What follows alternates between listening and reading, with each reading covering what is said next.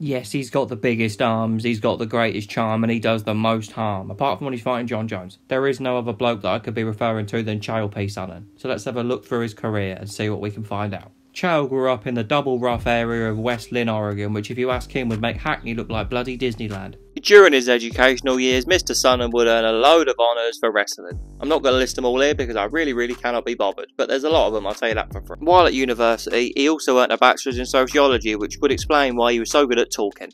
Usually talking shit, but still talking. Chael would also start learning boxing. Coupled with his already saucy wrestling, he would start his MMA career, and he already had a record of 15-6-1 before his first UFC stint. And in those early years, he'd already beat the likes of Mayhem Miller and Babalusa Brawl, but he did lose to Forrest Griffin. Unfortunately, Oregon's finest first run in the UFC did not go very well. He went 1-2 and lost a rematch with Sabral and was then cut. He would then spend some time with Bodog Fight, where he went unbeaten and somehow managed to beat heavyweight Alexei Odanik. Fucking early 2000s MMA was a bit weird, wasn't it? Then in December of 2007, Uncle Chael would make his debut with the WEC, who by that point were owned by Zuffa, the same blokes that kicked him out of the UFC. I bet that meeting was golden, where he was controversially submitted by the promotion's middleweight champion Paulo Filho. He would then rebound with a win over Brian Baker and set himself up for a title rematch with the Brazilian. Unfortunately, in the lead up, the already nutty Paulo went to an entire new bloody level and started talking to people in the cage that weren't there. He also missed weight, so even though Chael won, he didn't win the title. So with all of this hype, the only place for Chael to be was in the UFC. He was the uncrowned champion of the WEC's 185-pound division. Surely he would now have a massive run, starting with his debut. This was his time to fuck, he got subbed by Damian Maia, didn't he?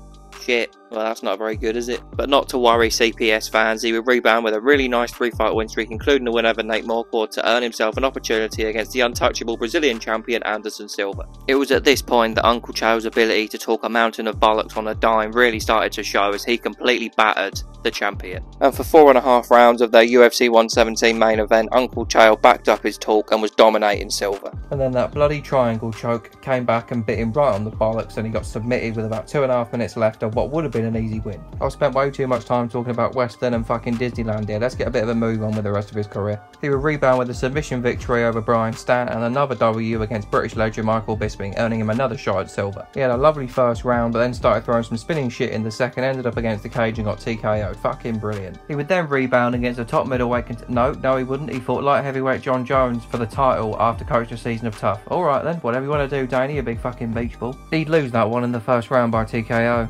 That's a fucking surprise, isn't it? He would then beat Shogun, lose to Rashad Evans, and be suspended after failing the drug test leading up to his UFC 175 bout with Vanderlei Silva, who, to be fair, he didn't even take his bloody test. They both got suspended. Those two nutters also coached a season of The Ultimate Fighter in Brazil, and they got on really well and had no issues with one another at all. 4 years after his last bout, he signed with Bellator, and in his debut he lost against this longhair. He would then rebound with 2 decent wins over the nutty Vanderlei and then a fat Rampage Jackson. He would then retire coming off of 2 losses, the first at the hands of the scariest panda in the world, Fedor. Then he had his brain rearranged by the knee of Lyoto Machida, who was probably running on pure piss power. Chael also worked as an analyst for the UFC and Bellator and is still prominent in the YouTube MMA space through his channel, where he talks about cheeseburgers and makes absolutely fucking pants MMA predictions. What a legend he was, though, a pioneer of the sport in his own way. That was it for today's video. I will leave you with some of my favourite Sonnen quotes. See you tomorrow. Hearts with their blow darts want to come at me.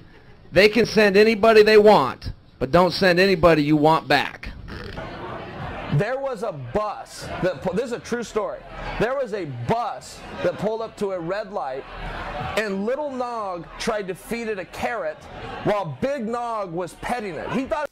Tito always says I'm using my mouth to get my opportunities. The only person I know that made money using their mouth is his ex-wife.